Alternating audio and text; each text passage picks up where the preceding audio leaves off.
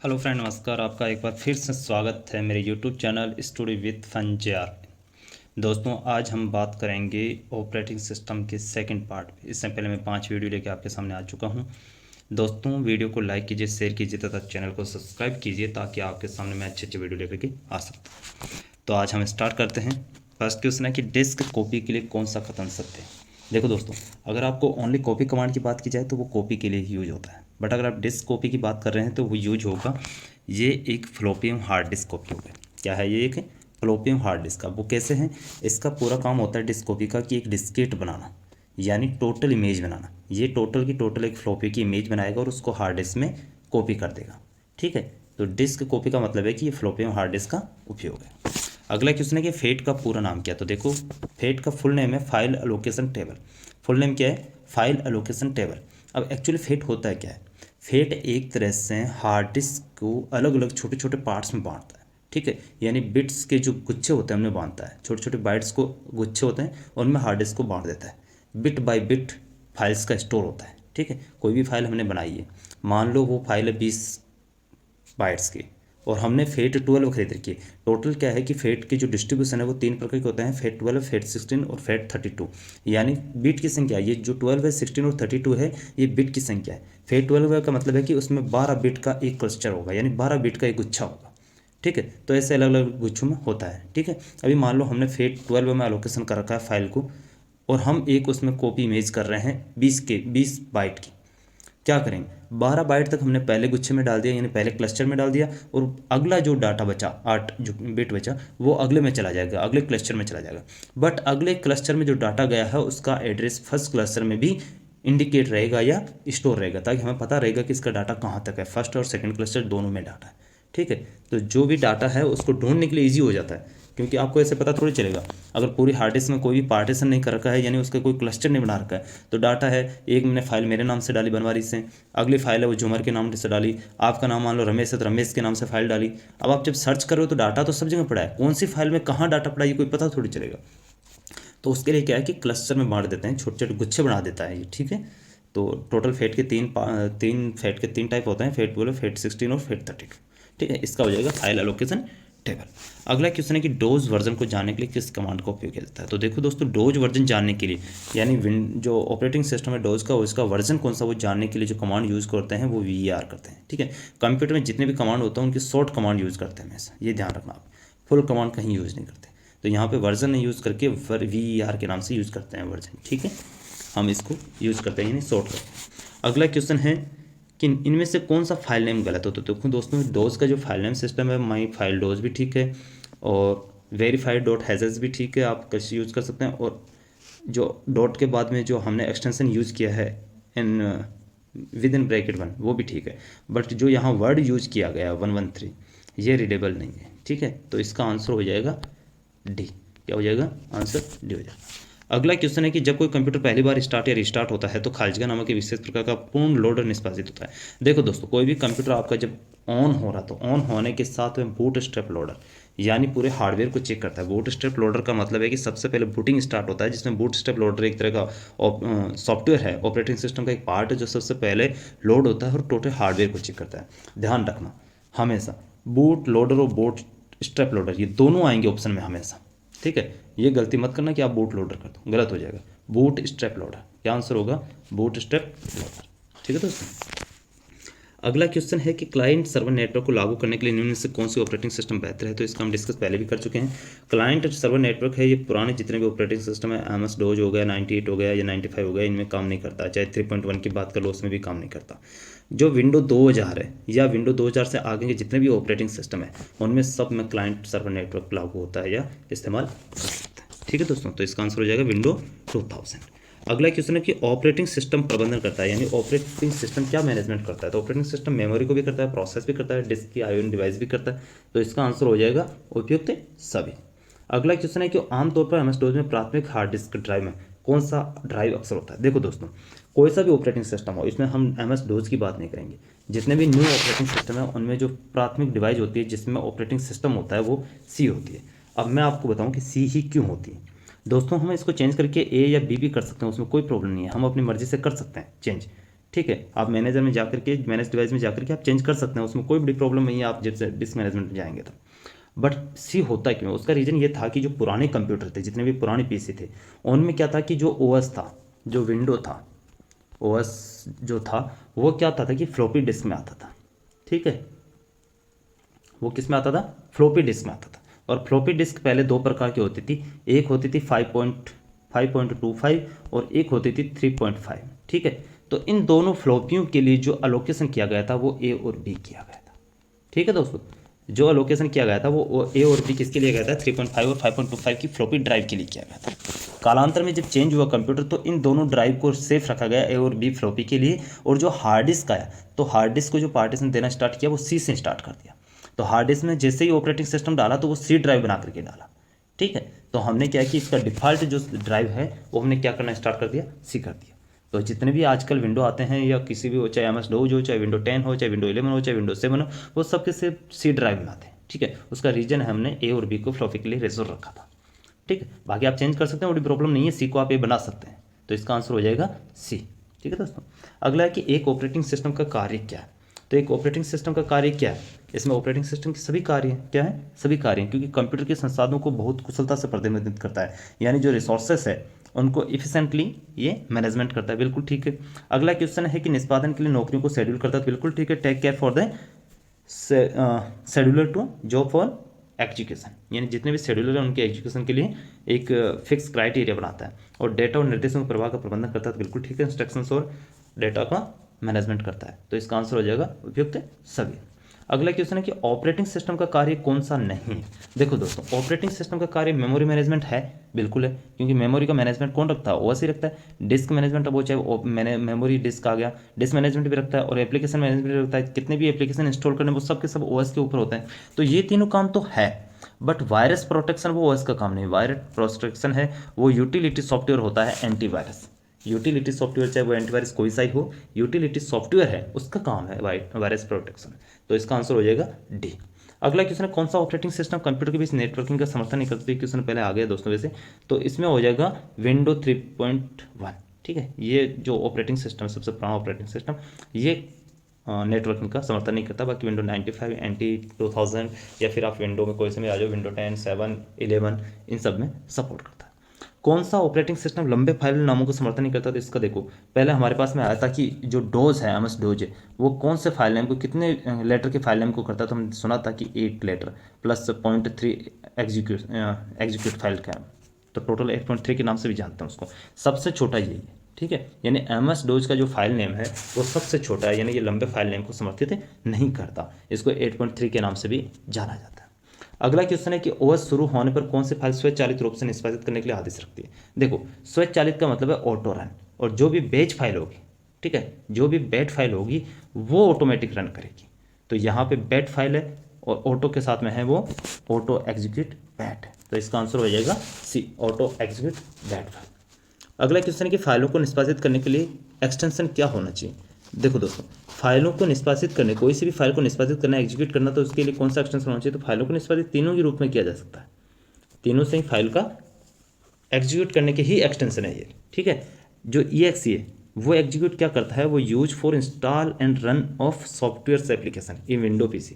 ठीक है, execution EXE किसके लिए होता है, विंडो में कोई भी सॉफ्टवेयर को रन या इंस्टॉल करने के लिए। बैच फाइल क्या होती है कि विंडो में बैच फाइल स्टोर कमांड का एक, मतलब स्टोर कमांड का एक सीरियल नंबर होता है, यानी जितने एग्जीक्यूटेबल कमांड्स हैं उनका एक सीरियल क्रमांक होता है कि वो उसके बाद एक एग्जीक्यूट होते रहे। यानी जैसे आप कंप्यूटर को ऑन करोगे तो उसमें जितनी फाइलें ऑटोमेटिक रन होनी है, ऑटो रन होनी है, वो सब की सब बैच फाइल में होती है।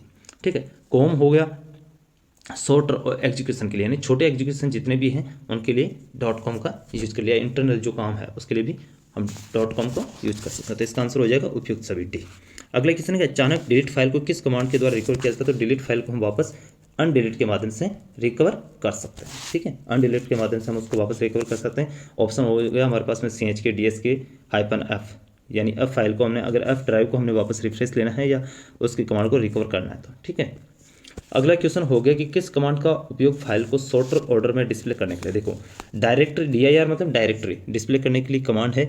अब हमें सॉर्टर ऑर्डर में यूज करना है। अब मैं एक साइड से आपको बताते चलता हूँ। यहाँ DRIN का मतलब है कि न्यू लॉग फाइल को, DRIN का मतलब क्या है, new log file, new log file को आप डिस्प्ले करने के लिए, जितनी न्यू लॉग फाइल है उनको डिस्प्ले करने के लिए DRI-N का यूज़ करेंगे। DRISO का मतलब है कि फाइल और फोल्डर के सब्सिडरी का पता करने के लिए, यानी उसकी जो सब्सिडरी एड्रेस है उसका पता करने के लिए DRISO का यूज़ करते हैं। DRIN का यूज़ करते हैं हम फाइल को सॉर्ट ऑर्डर में डिस्प्ले करने के लिए, ठीक है। तो इसका आंसर तो वैसे C हो जाएगा। और लास्ट है DRIH, इसका यूज़ करते हैं हिडन फाइल का पता करने के लिए, ठीक है। तो हमें इन तीनों का भी साथ साथ में पता चल गया कि DRIN का, DRISO और DRIH का किसके लिए यूज़ करते हैं। बाकी हमारा आंसर होगा DRIN। अगला क्वेश्चन है कि MS DOS किसके द्वारा बनाया गया था। तो MS DOS है वो IBM के द्वारा बनाया गया था। किसके द्वारा बनाया गया था, IBM के। IBM का फुल फॉर्म है इंटरनेशनल बिजनेस मशीन कॉरपोरेशन, जिसका मुख्यालय है वो न्यूयॉर्क में है, और अभी उसके जो चेयरमैन है वो अरविंद कृष्णा है। कौन है, अरविंद कृष्णा, ठीक है दोस्तों। तो IBM ने बनाया था MS DOS। अगला क्वेश्चन है कि MS DOS को डेवलप करने वाला प्रोग्रामर कौन था। तो MS DOS को जो प्रोग्रामर है वो बिल गेट्स था। डेवलप करने वाला कौन था, बिल गेट्स था। अगला क्वेश्चन है MS DOS का अंतिम वर्जन कौन सा था। तो देखो दोस्तों 1981 में जो MS DOS का वर्जन आया था वो MS DOS 1.0 आया था, ठीक है, 1.0 आया था सबसे पहले शुरू में। और आज जो डोज चल रहा है, डोज का वर्जन चल रहा है, वो लास्ट वर्जन है 6.22 जो 1995 में आया था, ठीक है, 1994-95 में आया था। तो 6.22 इसका लास्ट वर्जन हो गया।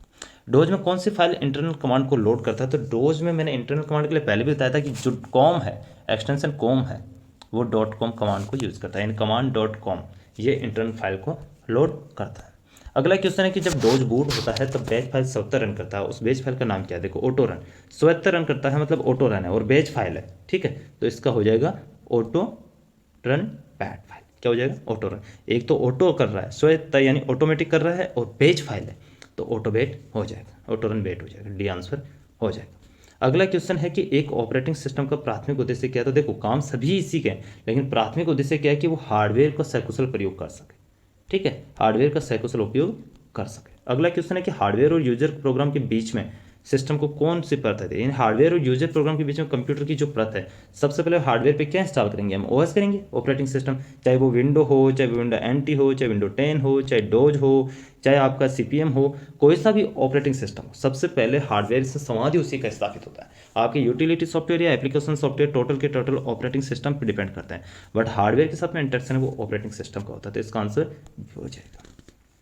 अगला क्वेश्चन है इनमें में से किसे सीधे हार्डवेयर पर बनाया गया था। तो भी वही सेम सिस्टम सीधा संवाद यूजर के साथ में होता है, वो ऑपरेटिंग सिस्टम से होता है, और जो सीधा हार्डवेयर पे इंस्टॉल है वो भी OS है, यानी इसको कनेक्टेड डायरेक्ट हार्डवेयर के साथ में करते हैं। तो C आंसर हो जाएगा। कंप्यूटर बूट होने पर कंप्यूटर पर पहला प्रोग्राम कौन सा चलाया जाता है। देखो दोस्तों मैंने बताया था कि कंप्यूटर जब रन करेगा, कंप्यूटर को चालू करने के लिए किस सिस्टम की जरूरत है, कौन से सॉफ्टवेयर की जरूरत है, ऑपरेटिंग सिस्टम की। देखो ऑपरेटिंग सिस्टम की क्वेश्चन अलग अलग डिपेंड के बन गए। ऑपरेटिंग क्वेश्चन का बन गया कि प्रोग्राम को जब कंप्यूटर बूट होने पर है, यानी कंप्यूटर पहले स्टार्ट हो रहा है तो क्या चलेगा, ऑपरेटिंग सिस्टम चलेगा। कंप्यूटर जब ऑन हो रहा है या कंप्यूटर किस हार्डवेयर के साथ में किससे डायरेक्ट इंटरेक्ट है तो वो ऑपरेटिंग सिस्टम है। यूजर और हार्डवेयर के बीच में सिस्टम में कौन सी परत है तो वो भी ऑपरेटिंग सिस्टम है। यानी ऑपरेटिंग जब भी हार्डवेयर यानी कंप्यूटर से रिलेटेड क्वेश्चन आता है कि डायरेक्ट कंप्यूटर के साथ में, तो वो ऑपरेटिंग सिस्टम है। ऑन हो रहा तो सबसे पहले ऑन कौन होगा, ऑपरेटिंग सिस्टम ही होगा। जब ऑपरेटिंग सिस्टम रन कर जाएगा, हार्डवेयर को चेक करवा लेगा, हार्डवेयर पे बिल्कुल क्लियर हो जाएगा, उसके बाद में वो प्लेटफॉर्म देगा आपको कि हाँ ठीक है मेरे ऊपर आइए काम कीजिए, ठीक है। हार्डवेयर के ऊपर डायरेक्ट आप काम नहीं कर सकते, तो इसका आंसर आ जाएगा ऑपरेटिंग सिस्टम। विंडोज 7 में निम्न में से कौन सा फाइल प्रारूप समर्थित है। विंडोज 7 की बात कर रहा है तो विंडो NT के बाद में जितने भी सिस्टम है विंडो के, विंडो NT की जो लॉग फाइल है, लॉग सिस्टम है, चाहे वो विंडो 7 है, विंडो 8 है, विंडो 10 है, चाहे विंडो 11 है, उन सब में NTFS new technology file system, ये उसका सिस्टम है, न्यू टेक्नोलॉजी फाइल सिस्टम।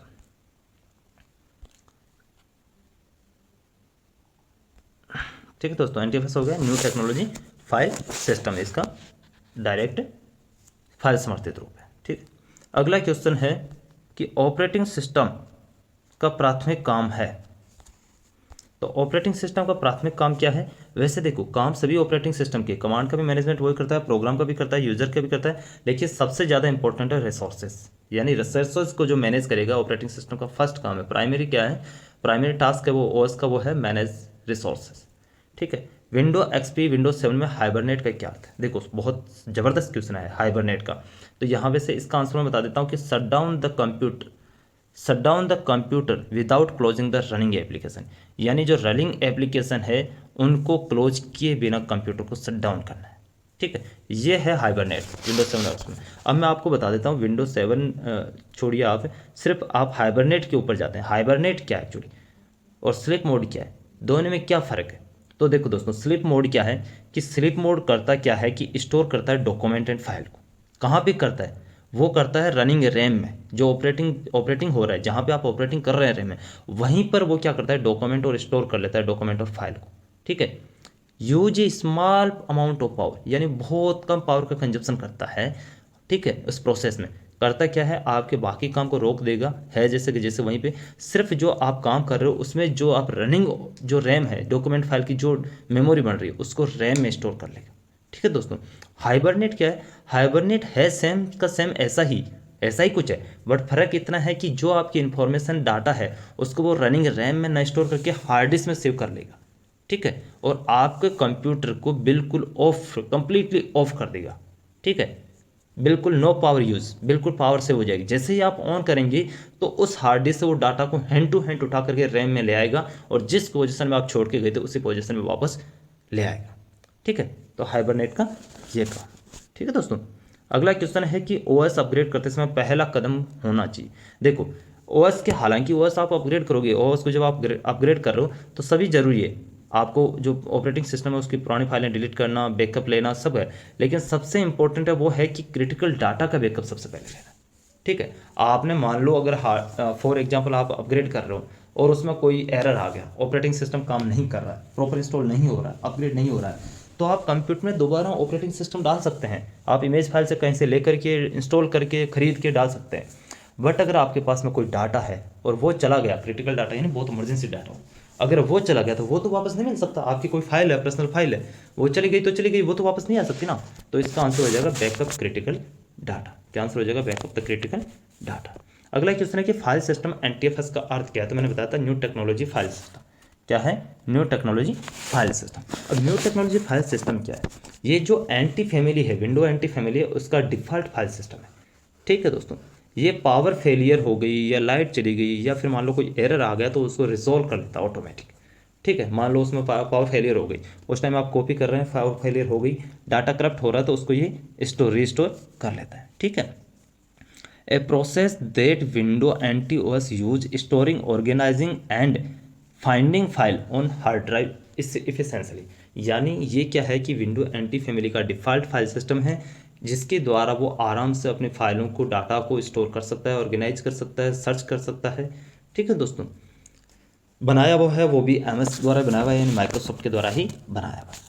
तो इसका आंसर सी हो गया। अगला क्वेश्चन है कि एडिशनल फाइल को चलाने के लिए किस प्रकार की कमांड की जरूरत है। तो देखो दोस्तों, एडिशनल फाइल चलानी है, अगर इंटरनल चलानी होती तो command.com हो जाता। ठीक है, बेज फाइल होती तो एग्जीक्यूशन करना है, बट आपको अगर एडिशनल फाइल चलानी है तो क्या करना है, एक्सटर्नल कमांड देना। अगला क्वेश्चन है कि टाइम कमांड का उपयोग। तो देखो दोस्तों, सीधा सीधा ये टाइम कमांड का क्या है, सिस्टम पर टाइम को दिखाने के लिए। ठीक है, सिस्टम पर टाइम को दिखाने के लिए।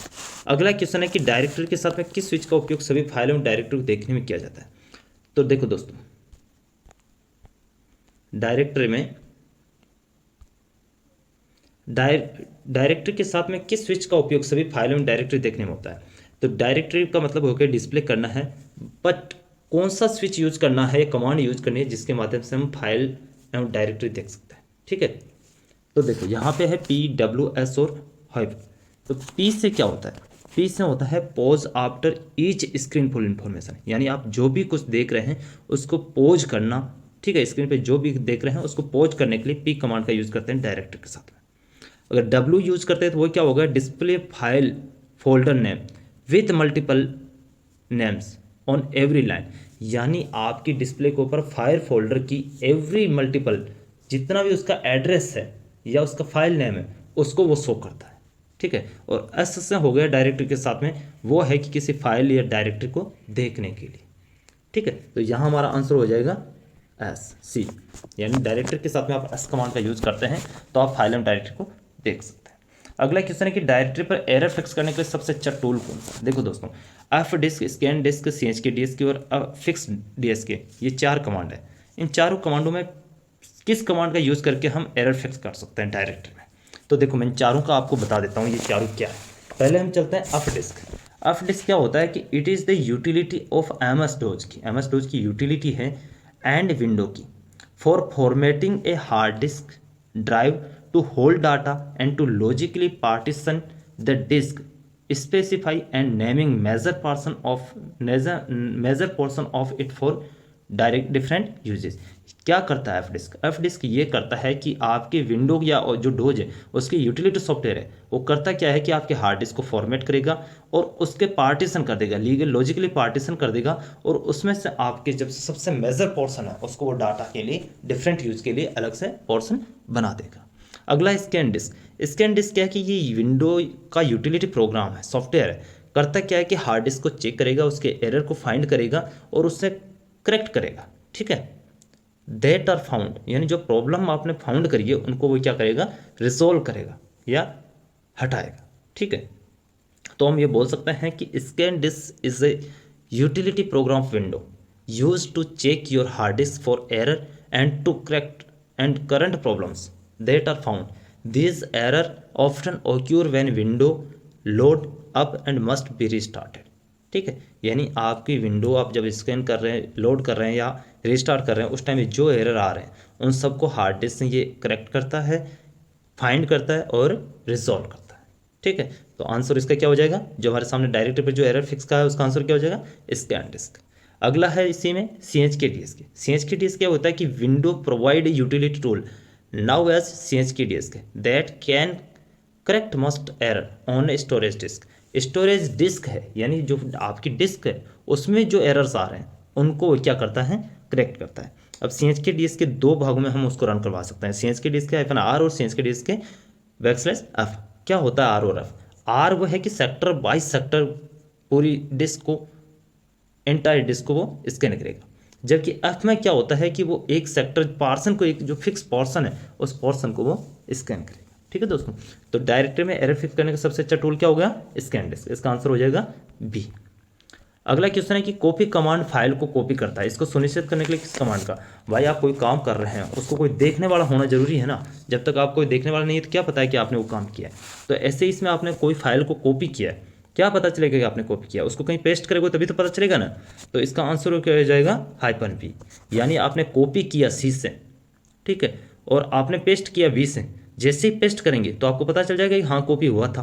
भाई कंफर्मेशन मांग रहा है ये कि कॉपी कमांड फाइल को कॉपी करता है, इसको निश्चित करने के लिए किस कमांड का यूज करते हैं, निश्चित करने। ध्यान दो पूरी क्वेश्चन पे, आप कॉपी कर दिया C से, लेकिन उसको आप जब पेस्ट करोगे तभी तो पता चलेगा ना कि हाँ कॉपी हुआ था या नहीं हुआ था। तो इसका आंसर हो जाएगा D। क्या आंसर हो जाएगा, D।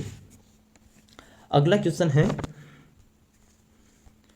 कि IBM ने 1980 में अपना पहला PC जारी किया था, उसमें कौन सा ऑपरेटिंग सिस्टम सबसे लोकप्रिय था?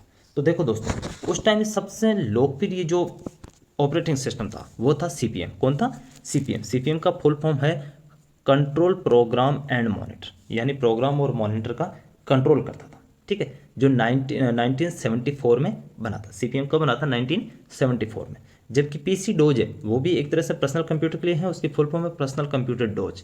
ठीक है, IBM ने बनाया था इसको 1981 में। ठीक है, अगर हम MS डोज की बात करें तो 1964 में बना था मेन फ्रेम कंप्यूटर के लिए। OS 360 की बात करें तो IBM ने बनाया था सिस्टम 360 के नाम से, जो बेस प्रोसेसिंग OS के नाम से भी जाना जाता है इसको। ठीक है दोस्तों, तो ये सभी माइक्रो कंप्यूटर के लिए यूज होते हैं। जो CPM है वो भी माइक्रो कंप्यूटर के लिए ही बनाया गया था। तो इसका आंसर हो जाएगा, IBM ने जो PC जारी किया था पहला, उस टाइम में CPM सबसे इंपॉर्टेंट या लोकप्रिय था। तो आंसर D हो जाएगा। अगला क्वेश्चन है कि यदि किसी प्रोग्राम को वर्चुअल एड्रेस में बिट्स की संख्या 16 और पेज का आकार 0.5 बाइट्स हो तो वर्चुअल एड्रेस स्पेस में पेज कितने होंगे? देखो दोस्तों, पेज ज्ञात करने का तरीका क्या है कि वर्चुअल एड्रेस में बिट की संख्या 16 है, तो वर्चुअल एड्रेस स्पेस ज्ञात कैसे करेंगे, वो हो जाएगा 2 की पावर बिट। बिट कितनी है यहाँ पे, 16। ठीक है, 2 की पावर 16 यानी 2 की पावर 16 बाइट्स हो जाएगा यहाँ पे आपका वर्चुअल एड्रेस स्पेस। ठीक है, अब आपके पास पेज का आकार क्या है, 0.5 बाइट्स। कितना है, 0.5 बाइट्स, यानी हाफ पावर। ठीक है, हाफ पावर हो गया। अब ये पूछ रहा है पेज की संख्या। अब फॉर्मूला क्या होता है कि पेज की संख्या, पेज बराबर आपका वर्चुअल एड्रेस स्पेस बटा पेज का आकार। ठीक है, पेज का आकार। तो यहाँ आकार है वो है 1 की पावर हाफ, 0.5 है तो 1 की पावर हाफ हो गया, और 16 है 2 की पावर 16, तो टोटल कितना हो गया 2 की पावर 17, मल्टीप्लाई हो जाएगा तो 2 की पावर 17। तो टोटल जो आपका वर्चुअल एड्रेस में पेजेस की संख्या है वो आ जाएगा 131072। ठीक है दोस्तों, इसका आंसर ये कई जगह आपको मिलेगा लेकिन गलत है, ध्यान रखना। इसका आंसर हो जाएगा 131072। अगला क्वेश्चन है कि एक ट्रांसलेटर के रूप में सबसे अच्छा वर्णन किया गया है, ट्रांसलेटर के रूप में, ध्यान दो क्वेश्चन क्या है, ट्रांसलेटर अनुवादक। तो ट्रांसलेटर क्या है यहाँ पे, सिस्टम सॉफ्टवेयर। क्यों है, क्योंकि वो हार्डवेयर और सॉफ्टवेयर के बीच में एक कंडक्ट है, ठीक है, वो आपको बात करवा रहा है, अनुवादक है, वो आपको आपकी बातें करवा रहा है, ठीक है। OS is a maintain an image of address space is a secondary memory, ठीक है। तो ये क्या है, OS सिस्टम सॉफ्टवेयर। अगला क्वेश्चन है डाटा इंक्रिप्शन क्या है। तो डाटा इंक्रिप्शन क्या है, data encryption actually is a way of the translating data from plain text to cipher text. यानी ये क्या करता है कि आपके नॉर्मल टेक्स्ट को एक विशेष कोड में चेंज कर देता है, ठीक है। जैसे मान लो आपने बोला कि वेयर आर यू फ्रॉम, अब आप अगर इंक्रिप्शन कर रहे हैं तो ऐसे नहीं लिखा जाएगा वेयर आर यू फ्रॉम, उसका लिखा जाएगा कुछ विशेष कोड में। जैसे मान लो 238Z9252Z61491Z5 टी टैंगो फोक्सट्रॉट पापा, ऐसे लिखा जाएगा, ठीक है दोस्तों। तो इसका यूटिलाइजेशन कहाँ है डाटा इंक्रिप्शन का सबसे ज़्यादा, तो वो है कि is mostly use in financial network, क्योंकि यहाँ आपको सबसे ज़्यादा शंका होती है, यहाँ लूट मार ज़्यादा होती है, इसलिए इंक्रिप्शन की सबसे ज़्यादा जरूरत कहाँ है, फाइनेंशियल नेटवर्क में। अगला क्वेश्चन है कि एक माइक्रो कंप्यूटर में ऑपरेटिंग सिस्टम के साथ में प्रक्रिया को शुरू करना क्या कहलाता है। तो आप जब भी किसी कंप्यूटर में अगर आप सबसे पहले ऑपरेटिंग सिस्टम स्टार्ट कर रहे हो तो सबसे पहले क्या होता है, बूटिंग होता है। सबसे पहले क्या, बूटिंग होता है। अब यहाँ पे आपके पास में 2 वर्ड और दिखाई दे रहे हैं, कोल्ड बूटिंग और वार्म बूटिंग। बूट रिकॉर्डिंग है वो तो आपका एक तरह से बूट का फाइल सॉफ्ट इमेज होती है, बट यहाँ हम बात करें कोल्ड बूटिंग और वार्म बूटिंग की, तो ये क्या होता है। अब मैं बताऊँ कि कोल्ड बूटिंग वो होता है कि start A PC when it is of conditions state by pressing the power button. यानी आपका कंप्यूटर बंद पड़ा है, आप उसको पावर बटन को ऑन करके या दबा करके उसको ऑन करते हैं तो वो कोल्ड बूटिंग है। जबकि आपका कंप्यूटर चल रहा है, refresh to restart the system using restart button और कंट्रोल अलर्ट डिलीट की। यानी आपका कंप्यूटर चल रहा है, चलते चलते उसने काम करना बंद कर दिया या हार्ड हो गया या फिर फेल हो रहा है तो आप रीस्टार्ट करते हैं, ठीक है। तो उसको बोलते हैं वार्म बूटिंग। वार्म बूटिंग और कोल्ड बूटिंग में फ़र्क क्या है कि आप कोल्ड बूटिंग है वो पावर बटन के द्वारा ऑन करते हैं, जबकि आप वार्म बूटिंग है वो रीस्टार्ट करते हैं। जो कोल्ड बूटिंग है उसको हार्ड बूट कहते हैं, क्योंकि वो पूरे हार्डवेयर को चेक करके आपको एरर फिक्स करके रिपोर्ट देता है। जबकि रीस्टार्ट में क्या करता है कि ओनली वो एक बार रिफ्रेश लेता है कंप्यूटर, इसलिए उसको सॉफ्ट या डेड बूट भी कहते हैं। इसमें क्या होता है कि कोल्ड बूट में PC से turn on from A power state, यानी वो बंद पड़ा हुआ है वहाँ से वो ऑन हो रहा है, जबकि ये ऑलरेडी रनिंग स्टेट से वापस रीसेट होता है, ठीक है दोस्तों। कोल्ड बूटिंग में पावर सेल्फ टेस्ट होता है, यानी पोस्ट कमांड काम करती है, जबकि इसमें इसकी ज़रूरत नहीं, ठीक है दोस्तों। तो इसका बेसिक क्वेश्चन का आंसर हो गया बूटिंग। अगला क्वेश्चन है कि एक प्रोसेसर है, तो प्रोसेसर क्या है। प्रोसेसर एक्चुअली एक ऐसा उपकरण है जो मेमोरी में इंस्ट्रक्शंस द्वारा जो निर्दिष्ट संचालन है, यानी जो मैनेजमेंट है या जो अनुक्रम है या जो तरीका है उसको अप्लाई करता है। तो इसका आंसर हो जाएगा ए। ये एक ऐसा उपकरण है जो मेमोरी के निर्देशों का निर्दिष्ट संचालन का अनुक्रम करता है। अगला क्वेश्चन है कि MS-DOS में किस कमांड का प्रयोग ब्लैंक फ्लॉपी डिस्क की सतहों को क्षेत्रों में विभाजित करने और प्रत्येक को एक अनूठा पता असाइन करने के लिए किया जाता है। तो पता असाइन करने के लिए मैंने कौन सा बताया था, फॉर्मेट डिस्क, एफ डिस्क होता है फॉर्मेट डिस्क। तो यहाँ पे किस कमांड का यूज़ करेंगे, फॉर्मेट कमांड का यूज, किस कमांड का यूज़ करेंगे, फॉर्मेट कमांड का। अगला क्वेश्चन है कि मल्टी प्रोग्रामिंग क्या है। तो मल्टी प्रोग्रामिंग क्या है, मल्टी प्रोग्रामिंग है उस समय कोर के अलग अलग क्षेत्रों में रहने के लिए मल्टीपल प्रोग्राम की अनुमति देना। यानी उस कोर में, उस जो कोर है वहाँ अलग अलग पार्टीशन बना करके उनमें मल्टी प्रोग्राम की अनुमति देता है। यानी एक ही जगह पर कोर बना करके अलग अलग पार्टीशन बना के उनमें अलग अलग प्रोग्राम को आवंटन कर देता है, ठीक है दोस्तों। अगला क्वेश्चन है कि एक ट्रांसलेटर जो हाई स्तर यानी उच्च लेवल की भाषा लैंग्वेज को लिखे गए एक संपूर्ण प्रोग्राम को पढ़ता है और उसे मशीन लैंग्वेज में परिवर्तित करता है। तो मैंने पहले भी बताया था कि अगर हाई लैंग्वेज से मशीन लैंग्वेज में आ रहा है तो वो होगा कंपाइलर और इंटरप्रेटर। यदि आपका असेंबली लैंग्वेज से मशीन लैंग्वेज में आ रहा है तो वो होगा असेंबलर। अब यहाँ पूछा है हाई लैंग्वेज से मशीन लैंग्वेज, तो यहाँ पर इंटरप्रेटर है नहीं, कंपाइलर है, तो इसका आंसर हो जाएगा कंपाइलर। ठीक है, असेंबलर होता है वो असेंबली लैंग्वेज से होता है। ठीक है दोस्तों, तो आंसर सी। अगला क्वेश्चन है, निम्न में से कौन सा माइक्रो कंप्यूटर पर इस्तेमाल किया जाने वाला सिस्टम सॉफ्टवेयर है? माइक्रो कंप्यूटर पर इस्तेमाल किया जाने वाला, तो ये सभी के सभी जितने भी है वो सब माइक्रो कंप्यूटर यानी पर्सनल कंप्यूटर के लिए यूज होते हैं। चाहे वो पर्सनल कंप्यूटर डोज है, चाहे एमएस डोज है, चाहे यूनिक्स है, ये सब सिंगल यूजर है, माइक्रो कंप्यूटर के लिए यूज में किए जाते हैं। तो इसका आंसर डी हो जाएगा। ऑपरेटिंग सिस्टम क्या है? तो operating system collection of hardware component का भी है। ठीक है, एक कलेक्शन ऑफ हार्डवेयर कंपोनेंट, एक collection of input output device, एक कलेक्शन ऑफ सॉफ्टवेयर रूटीन। तो इसका आंसर क्या हो जाएगा? एक कलेक्शन ऑफ सॉफ्टवेयर रूटीन, क्योंकि हार्डवेयर का हार्डवेयर कंपोनेंट है उनका कलेक्शन तो है नहीं ऑपरेटिंग सिस्टम। ऑपरेटिंग सिस्टम क्या है? हार्डवेयर के साथ संवाद करने के लिए एक तरह से सॉफ्टवेयर है वो। ठीक है, वो इंटैक्ट है एक तरह से। तो इसका आंसर हो जाएगा सी। वीसेम फाइल का फाइल संगठन घटक है। देखो वीसेम है क्या एक्चुअली? वीसेम है virtual storage access method. VSAM का फुल फॉर्म क्या है? Virtual storage access method. तो ये क्या कर रहा है कि आपको जो हार्ड डिस्क है उसका वर्चुअली एक्सेस देने का एक मेथड है। ठीक है, तो इसमें हम क्या कर सकते हैं? रिलेटिव रिकॉर्ड डाटा सेट है, कीड सिक्वेंशियल डाटा सेट है, एंटी सिक्वेंशियल डाटा सेट है। तो ये सभी आंसर ठीक है कि वीसेम में जो फाइल का जो गठन होगा, संगठन होगा, वो सभी प्रकार की होगी, चाहे वो रिकॉर्ड हो, चाहे की सिक्वेंशियल हो, चाहे एंट्री सिक्वेंशियल हो। तो इसका आंसर डी हो जाएगा।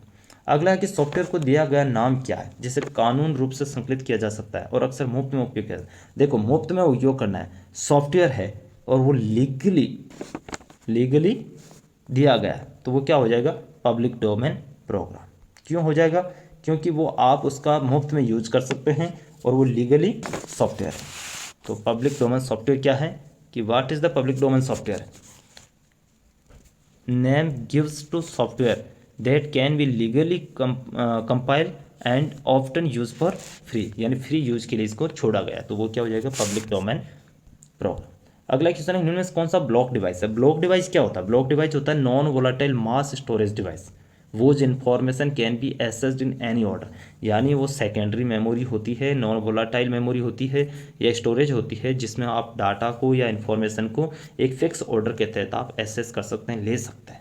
ठीक है, तो यहाँ प्रिंटर, माउस, टर्मिनल और डिस्क है, तो ये तीनों को तो आप यूज कर नहीं सकते, ना माउस का, ना प्रिंटर का और ना ही टर्मिनल का। तो इसका आंसर हो जाएगा डिस्क का एसेस कर सकते हैं। अगला क्वेश्चन है कि निम्न में से वह कौन सा सिस्टम सॉफ्टवेयर है जो सॉफ्टवेयर को सरल बनाता है? देखो सिस्टम सॉफ्टवेयर की बात कर रहे हैं यहाँ पे, ऐसा कौन सा सिस्टम सॉफ्टवेयर है जो सॉफ्टवेयर को सरल बनाता है? तो वो है time sharing. Time sharing software क्या होता है कि आपको टाइम, मल्टीपल टाइम दे देगा, अलग अलग प्रोग्राम के लिए, अलग अलग काम के लिए अलग अलग टाइम शेयर कर देगा। ठीक है, तो उसके द्वारा क्या होता है कि सिस्टम सॉफ्टवेयर वो ईजी हो जाता है, या काम जो सॉफ्टवेयर के काम है उसको सरल कर देता है। ठीक है दोस्तों, अगला क्वेश्चन है कि मशीन भाषा के बजाय असेंबली भाषा का उपयोग करने के लाभ है। तो देखो दोस्तों, मशीन भाषा के फायदे क्या है कि अगर आप मशीन भाषा के बजाय असेंबली भाषा, मशीन भाषा यूज़ करेंगे तो आप डायरेक्ट पढ़ नहीं सकते, जबकि आप असेंबली भाषा यूज़ करेंगे तो उसमें न्यूमेरिक होते हैं तो आप उसे आसानी से पढ़ सकते हैं। इसमें क्या होता है कि प्रतीकात्मक और पूर्ण नहीं संबोधित करता है, यानी आप उसमें प्रतीकात्मक वर्ड होते हैं जिनका आप प्योरली उच्चारण कर सकते हैं, और कार्यक्रम डेटा का परिचय आसान है। बिल्कुल ठीक है, तो आप कोई भी अगर काम कर रहे हैं तो उसके डाटा में परिचय जो होता है, डाटा का इंस्ट्रक्शंस होता है, वो ईजी होता है। तो इसका आंसर क्या हो जाएगा? डी हो जाएगा, उपयुक्त सभी। लास्ट क्वेश्चन है कि यदि आप नहीं जानते हैं कि आप अपने कंप्यूटर में एमएस डोज का कौन सा संस्करण यूज़ कर रहे हैं तो आप किस कमांड का उपयोग करें? यहाँ संस्करण से मतलब है कि वर्जन, आप कौन सा वर्जन यूज़ कर रहे हैं, एमएस डोज का वर्जन पता करना है तो आप उसके लिए VER command, version command use करेंगे। ठीक है दोस्तों, तो इस वीडियो में इतना ही। थैंक यू दोस्तों, वीडियो को लाइक कीजिए, शेयर कीजिए तथा चैनल को सब्सक्राइब करना ना भूलिए। Thank you very much.